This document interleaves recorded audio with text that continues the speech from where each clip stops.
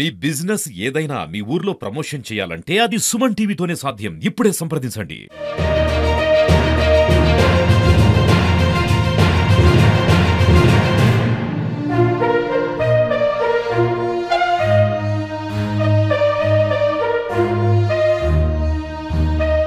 నిన్న బస్సు ప్రమాదానికి కారణమైన బైక్ ఎవరైతే ఉన్నారో ఆ బైక్ నడిపే వ్యక్తి శివశంకర్ ఇక్కడే పెట్రోల్ కొట్టడం జరిగింది. అయితే ఇక్కడ ఏం జరిగింది పెట్రోల్ బంక్లో మొత్తం మీద ఇక్కడ నిర్వాహకులు కానీ వాళ్ళు మేనేజర్ కానీ వాళ్ళు అడిగి తెలుసుకుందాం. మొత్తం మీద స్టార్టింగ్ ఇక్కడికి వచ్చిన శివశంకర్ ఇక్కడ పెట్రోల్ ఈ బంక్లో పోయారు, ఇక్కడ మూతపడిందని చెప్పేసి మళ్ళీ రివర్స్గా ప్రమాదకరంగా బైక్ నడుపుకుంటా మళ్ళీ 1వ నంబర్ పెట్రోల్ బంక్ దగ్గరకు వచ్చారు. ఎవరైతే పెట్రోల్ వేసే బాయ్స్ 1వ నంబర్ దగ్గరికి రండి అని చెప్తే మళ్ళీ రివర్స్ తిప్పుకొని 1వ నంబర్కి పెట్రోల్ బంక్ దగ్గరికి అయితే వచ్చారు. ఇక్కడ మొత్తం ఇక్కడ చూస్తే చూడు ఈ పెట్రోల్ బంక్ దగ్గర పెట్రోల్ పోయించుకున్నాడు. వాళ్ళ ఫ్రెండ్ కూడా ఉన్నారు, ఇద్దరు ఫ్రెండ్స్ ఉన్నారు. ఇక్కడ మేనేజర్ ఉన్నారు, వాళ్ళు అడిగి తెలుసుకుందాం ఏం జరిగింది అనేది మనం అడిగి తెలుసుకుందాం. చెప్పండి ఇక్కడ ఏం జరిగింది? నిన్న శివశంకర్ ఆ పిల్లలు బైక్ వచ్చాడు, ఏం జరిగింది? యాక్చువల్ అయితే వాళ్ళిద్దరు డ్రింక్ చేశారు. 222కి ఇన్కమింగ్ ఉంది, 227కి అవుట్ గోయింగ్ ఉంది. అవుట్ గోయింగ్ తర్వాత ఇంకా వెళ్ళిపోయినారు. వాళ్ళు వచ్చి డైరెక్ట్గా 2 పంపులు ఆఫ్లో ఉంటాయి 10కి.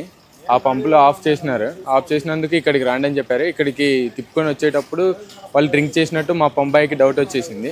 అన్న డ్రింక్ చేశారు, చాలా జాగ్రత్త వెళ్ళండి అన్న అని చెప్పి పంపించారంట. ఆల్రెడీ వాళ్ళైతే పెట్రోల్ ఫిల్ చేసుకొని వెళ్ళారు. ఎంత పెట్రోల్ ఫిల్ చేసుకున్నారు? ఇద్దరు ఉన్నారు, ఇద్దరు తాగినట్టు ఏమైనా తెలిసిందే? ఇద్దరు ఉన్నారు, ఇద్దరిట్లో మా పంబాయి వచ్చేసి ఒక్కరే తాగారని చెప్తున్నారు. బ్యాక్ సైడ్ అతను తాగలేదు అని చెప్పారు.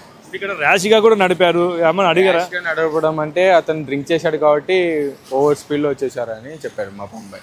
ఓకే, ఇక్కడ మళ్ళీ ఇదే నాకు కానీ ఈ పెట్రోల్ బంక్ సీసీ ఫుటేజ్ ఎందుకు చూడాలనిపించింది అంటే వాళ్ళు అక్కడ ఇన్సిడెంట్ జరిగిన ప్లేస్కి నేను వెళ్ళి ఫొటోస్ తీసుకొని వచ్చి అన్న ఇట్లా బస్ యాక్సిడెంట్ అంటారని మా పంబాయిస్ అడిగారు. అడిగినందుకు నేను వచ్చి సీసీ ఫుటేజ్ చెక్ చేస్తే ఆ సీసీ ఫుటేజ్ బయటకు వచ్చిందండి. దాన్ని మార్నింగ్ సార్ వాళ్ళు పోలీస్ డిపార్ట్మెంట్ వాళ్ళు వచ్చి నన్ను అడిగితే నేను వాళ్ళకి షేర్ చేశాను. ఎంత పెట్రోల్ కొట్టించారు? ఎంత కొట్టించారని యాక్చువల్ అయితే 2 to 3 hours అయితే చూడొచ్చు బ్యాకప్.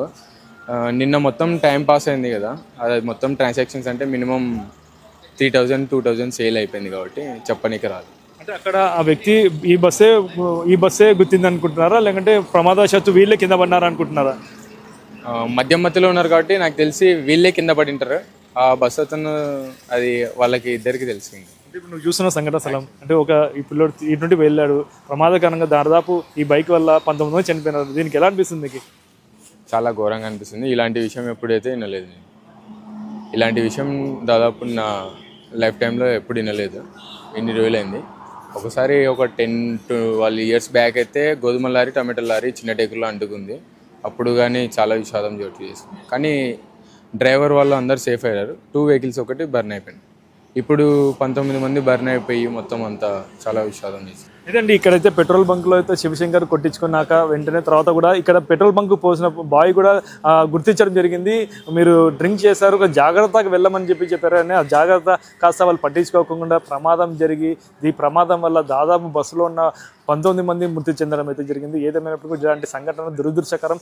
కేవలం ఒక నిర్లక్ష్యం కారణంగా ఒక అతి వేగం తప్పితే ఇంకా నిర్లక్ష్యం ఎలాంటిది ఉందో ఇంకా ముందు పోలీసులు విచారణలో తేలాల్సి ఉంది. ఇది ఇక్కడ పరిస్థితి. కెమెరా పర్సన్ వికాస్తో కిరణ్, సుమన్ టీవీ, ఉమ్మడి కర్నూలు జిల్లా.